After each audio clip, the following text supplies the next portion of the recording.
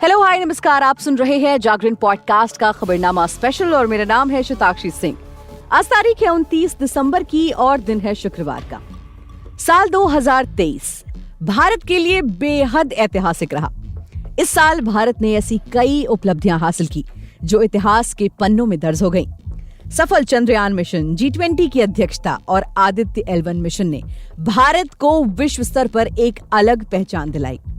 इसके साथ ही भारत का नया संसद भवन, सिलक्यारा सुरंग में फंसे लोगों को बचाना और विश्व स्तरीय प्रतियोगिता में भारत की उपलब्धि बेहद खास रही है।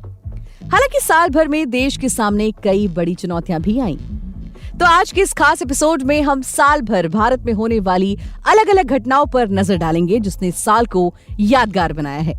सबसे पहले शुरुआत करते हैं जनवरी से। जनवरी 2023 में भारत की नारी शक्ति दुनिया के सामने आई। आधी आबादी कही जाने वाली महिलाओं की खेल प्रतिभा क्रिकेट की फील्ड पर दिखी। अंडर 19 T20 वर्ल्ड कप के पहले ही संस्करण में भारतीय खिलाड़ी सिरमौर बनकर उभरे। अपनी बेमिसाल प्रतिभा से दुनिया को मुरीद बनाने वाले ये खिलाड़ी पहले ही संस्करण में विश्व विजेता बनकर उभरे। दक्षिण अफ्रीकी सरजमी पर कप्तान शिफाली वर्मा के नेतृत्व में दुनिया की सबसे शानदार टीम बनकर उभरी इस युवा टीम इंडिया ने जब 29 जनवरी को इंग्लैंड की टीम को करारी शिकस्त देकर तिरंगा लहराया तो 140 करोड़ भारतीय गौरवान्वित हुए। कई खेल समीक्षकों ने माना कि युवा टीम इंडिया की ये सुनहरी कामयाबी 1983 में कपिल देव के नेतृत्व में क्रिकेट का मक्का कहे जाने वाले लॉर्ड्स पर मिली पहली वर्ल्ड कप विजय और 2007 के साथ साथ 2011 में कप्तान महेंद्र सिंह धोनी की लीडरशिप में मिली कामयाबी से किसी भी मायने में कम नहीं है। यहाँ तक कि खुद प्रधानमंत्री नरेंद्र मोदी ने भी इस युवा टीम की कामयाबी की जमकर सराहना की। साल की शुरुआत इसके अलावा थोड़ी सी खराब भी रही क्योंकि भारत की कई प्रतिष्ठित महिला पहलवानों ने भारतीय कुश्ती महासंघ प्रमुख बृजभूषण शरण सिंह के खिलाफ काफी कड़ा विरोध प्रदर्शन किया। बृजभूषण शरण सिंह पर यौन शोषण का आरोप लगाया गया। इस दौरान उनकी मांग थी कि बृजभूषण को उनके पद से बर्खास्त कर दिया जाए और मामले की जांच हो। पूरे महीने इस खबर ने काफी अच्छी कवरेज ली थी। फिर आया फरवरी का महीना जो भारत के लिए कामयाबी की अद्वितीय कहानी दक्षिण भारत से लाया। कर्नाटक के तुमकुरू में जब प्रधानमंत्री नरेंद्र मोदी ने आधुनिक हेलीकॉप्टर बनाने की फैक्ट्री का उद्घाटन किया तो इसे एशिया में सबसे बड़ा बताया गया। एशिया की सबसे बड़ी हेलीकॉप्टर फैक्ट्री का सरजमीए हिंद पर होना बताता है कि धर्म और अध्यात्म के लिए 7 समंदर पार तक आस्था और श्रद्धा का केंद्र भारत विज्ञान के पैमाने पर किसी भी मायने में पीछे नहीं है। हिंदुस्तान एरोनॉटिक्स लिमिटेड की इस फैक्ट्री में लाइट यूटिलिटी हेलीकॉप्टर बनाए जाएंगे। शुरुआत में एक साल में 30 हेलीकॉप्टर की मैन्युफैक्चरिंग होगी। विनिर्माण क्षमता को सालाना 90 हेलीकॉप्टर तक ले जाने का लक्ष्य रखा गया। प्रधानमंत्री नरेंद्र मोदी ने उद्घाटन समारोह में इस बात को रेखांकित किया कि आत्मनिर्भर भारत के आह्वान के तहत देश में अत्याधुनिक केंद्र बनाए जा रहे हैं। इस विजन के तहत उनके कार्यकाल के दौरान रक्षा क्षेत्र में 5 गुना अधिक निवेश हुआ है। विदेशी रक्षा आयात को न्यूनतम स्तर पर लाने का प्रयास किया जा रहा है। इसके अलावा भारतीय टीम ने ICC के टेस्ट टीम रैंकिंग में पहला स्थान हासिल करके क्रिकेट जगत में नया इतिहास रच दिया था। क्रिकेट प्रेमियों के लिए ये एक सुनहरा पल था। भारतीय टीम क्रिकेट के 3 प्रारूपों में नंबर 1 टीम बन गई थी। भारतीय क्रिकेट इतिहास में ये पहला मौका था जब राष्ट्रीय टीम तीनों प्रारूपों में एक साथ शीर्ष पर काबिज हुई थी। फिर आया महीना मार्च का। मार्च 2023 भारत के लिए संगीत और कला जगत में कामयाबी की कहानी लाया। फिल्मी दुनिया में सबसे प्रतिष्ठित सम्मान माने जाने वाले अवार्ड यानी कि ऑस्कर में भारतीय प्रतिभा की धाक रही। 95वें अकादमी पुरस्कारों में भारतीय संगीत जगत की हस्ती को बेस्ट ओरिजिनल सॉन्ग श्रेणी में ऑस्कर से सम्मानित किया गया। नाटू नाटू गाने को ऑस्कर अवार्ड इसलिए भी खास बन गया क्योंकि वैश्विक मंच पर भारत के प्रतिभाशाली संगीत के महारथी MM किरवानी ओरिजिनल यानी सबसे अलग और नैसर्गिक रचना के लिए सम्मानित किए गए। इसके अलावा Oscar award the elephant whisperers को भी मिला। बेस्ट डॉक्यूमेंट्री शॉर्ट कैटेगरी में गुनीत मोंगा और कार्तिक गुंजाल्विस की इस शानदार फिल्म को जब ऑस्कर मिला तो ये भारत की झोली में 7वां अवार्ड रहा।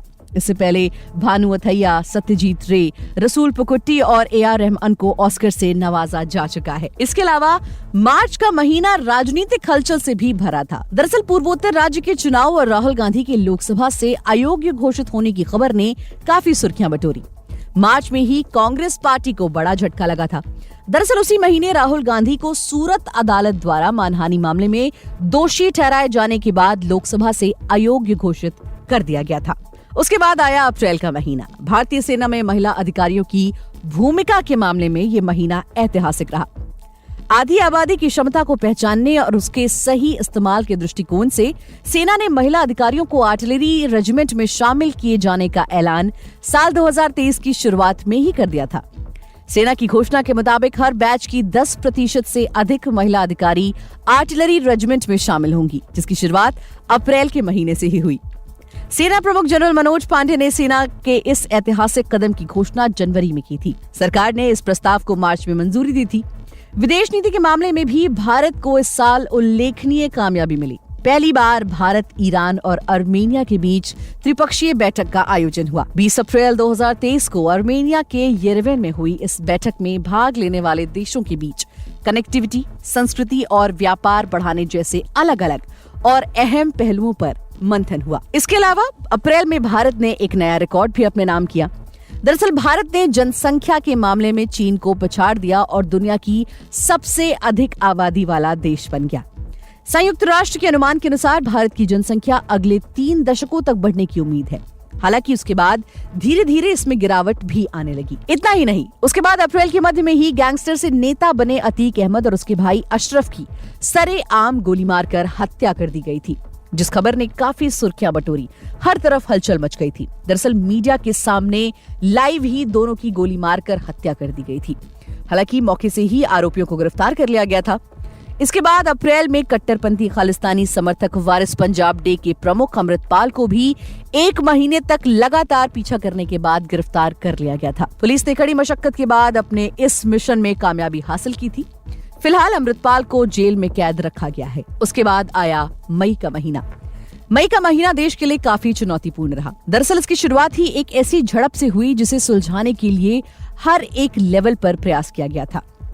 मणिपुर में मेतेई और कुकी समुदाय के बीच भारी झड़प हुई थी। आगजनी, अपहरण और हत्याओं से पूरा मणिपुर जूझ रहा था और राजनीतिक गलियारे में भी इस मुद्दे पर आरोप प्रत्यारोप का दौर चल रहा था। हालांकि शुरुआत जितनी खराब रही थी, अंत उतना ही खास हो गया। दरअसल 28 मई को ही भारत को उसका नया और अत्याधुनिक संसद भवन मिला। पीएम मोदी ने 28 मई को ही नए संसद भवन का उद्घाटन किया था।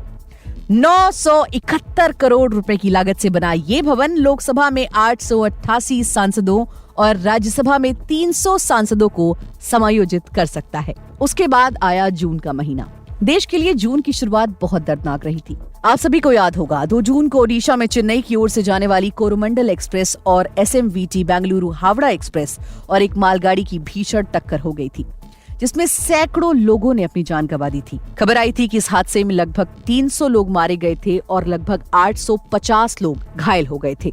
हालांकि जून का महीना यानी कि साल के 151वें दिन बीतने के बाद एक बार फिर इतिहास में पहली बार जैसा मौका आया। जून 2023 का पहला हफ्ता बीतने के साथ ही विदेश नीति के मामले में भारत ने एक और पटकथा लिखी। राष्ट्रीय राजधानी दिल्ली में भारत और न्यूजीलैंड के बीच पहली संयुक्त गोलमेज बैठक का आयोजन हुआ।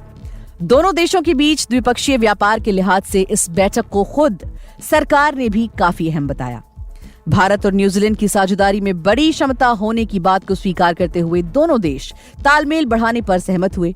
बैंकिंग और वित्तीय लेन देन को और आसान बनाने के लिए एकीकृत भुगतान इंटरफेस यानी कि यूपीआई प्रणाली को बढ़ावा दिए जाने पर भी सहमति बनी। इसके अलावा जून की कुछ और झलकियां भी हैं, जैसे ओडिशा में पहली बार जनजातीय खेल महोत्सव का आयोजन हुआ। प्रधानमंत्री मोदी ने पहल की सराहना करते हुए भारत को गौरवान्वित करने में जनजातीय खिलाड़ियों की बड़ी भूमिका को रेखांकित किया। भारत में पहली बार राष्ट्रीय प्रशिक्षण सम्मेलन का आयोजन हुआ। आईगोट कर्मयोगी प्लेटफॉर्म की मदद से सरकारी तंत्र में लोगों का भरोसा बढ़ाने का प्रयास किया गया। इसके बाद आया जुलाई का महीना। जुलाई के महीने में 2 बड़ी घटनाओं ने सुर्खियां बटोरी थी। दरअसल मणिपुर में हुई हिंसा के बाद वहां पर इंटरनेट बैन कर दिया गया था ताकि किसी भी तरह हिंसा ना बढ़े। कुछ समय बाद जुलाई में इंटरनेट को दोबारा जब शुरू किया गया, उसके बाद एक बेहद शर्मनाक वीडियो वायरल हुआ था। इस वीडियो में 2 महिलाओं को नग्न अवस्था में कई पुरुष लेकर घूम रहे थे और उनका वीडियो बना रहे थे। बात यही नहीं थमी। जुलाई में भारत को प्रकृति की मार भी खानी पड़ी। हिमाचल प्रदेश में भारी बारिश के कारण पूरे राज्य को विनाशकारी भूस्खलन और बाढ़ का सामना करना पड़ा था। इस आपदा ने पूरे खूबसूरत पर्यटन स्थल की खूबसूरती को खत्म कर दिया था और करोड़ों की संपत्ति तबाह कर दी थी। सरकार के आकलन के मुताबिक राज्य को लगभग 12,000 करोड़ रुपए का नुकसान हुआ था। इस उथल पुथल भरे महीने में भारत ने 14 जुलाई को एक ऐतिहासिक कदम उठाया और इस दिन भारत ने अपना चंद्रयान मिशन 3 लॉन्च कर दिया था। उसके बाद आया अगस्त का महीना, साल का 7वां महीना भी देश के लिए भरपूर उपलब्धियां लेकर आया। 23 अगस्त को जब चांद के दक्षिणी ध्रुव पर भारत ने कदम रखा तो पूरी दुनिया ने भारत की अंतरिक्ष क्षमता की सराहना की और ये काम करने वाला भारत दुनिया का पहला देश बना। अगस्त के तीसरे हफ्ते में भारत का पहला 3D मुद्रित डाकघर सामने आया। प्रधानमंत्री मोदी ने बेंगलुरु के कैम्ब्रिज लेआउट में भारत के पहले ऐसे डाकघर की सराहना करते हुए कहा कि ये भारत में हो रहे इनोवेशन और तरक्की को दिखाता है। उन्होंने इसे आत्मनिर्भर भारत की भावनाओं के मुताबिक तैयार कृति भी करार दिया। खेल जगत में लगातार मिल रही कामयाबी को देखते हुए सरकार लगातार बुनियादी ढांचे को बेहतर करने में जुटी थी। खेल जगत में लगातार मिल रही कामयाबी को देखते हुए सरकार लगातार बुनियादी ढांचे को बेहतर बनाने में जुटी थी। इसी कड़ी में खेल जगत को बड़ी सौगात मिली जब देश के पहले राष्ट्रीय खेल विश्वविद्यालय की शुरुआत की गई। पूर्वोत्तर भारतीय राज्य मणिपुर में 643.34 करोड़ रुपए की लागत से इसकी स्थापना की गई। उसके बाद आया सितंबर का महीना। सितंबर के महीने में भी भारत ने ऐतिहासिक उपलब्धि हासिल की। दरअसल इसी महीने नई दिल्ली में G20 शिखर सम्मेलन का आयोजन किया गया। कई शक्तिशाली वैश्विक नेताओं ने राजधानी में आयोजित इस शिखर सम्मेलन में हिस्सा लिया था। पूरे विश्व ने भारत में आयोजित शिखर सम्मेलन के बाद देश का लोहा माना था। अंतरिक्ष जगत की उपलब्धियों के लिहाज से भी ये महीना काफी ज्यादा बड़ा रहा। सूर्य की तरफ इसरो ने आदित्य L1 उपग्रह भेजा। 2 सितंबर को लॉन्च करने के बाद इसरो ने बताया कि आदित्य L1 16 दिनों तक पृथ्वी की कक्षा में रहा। इसके बाद वैज्ञानिक इसकी मदद से सूर्य और सौर मंडल से जुड़े डेटा का अध्ययन कर रहे थे। फिर आया अक्टूबर का महीना। खेल की दुनिया में एशियन गेम्स में भारतीय दल का प्रदर्शन इसी महीने में सबसे खास रहा। अभूतपूर्व प्रदर्शन में भारतीय एथलीट्स ने कुल 107 पदक हासिल किए। इसके अलावा सेना ने भी इसी महीने को खास बनाया। अस्पताल सेवा सशस्त्र बल के महानिदेशक का पद एयर मार्शल साधना सक्सेना नायर ने संभाला। भारतीय वायुसेना की अधिकारी एयर मार्शल साधना सक्सेना नायर प्रभावी रूप से केवल दूसरी महिला अधिकारी हैं जिन्होंने पूरे सेवा काल में वायुसेना में अलग अलग पदों पर सेवाएं देने के बाद एयर मार्शल के पद तक पहुंची। इसके बाद आया अक्टूबर का महीना।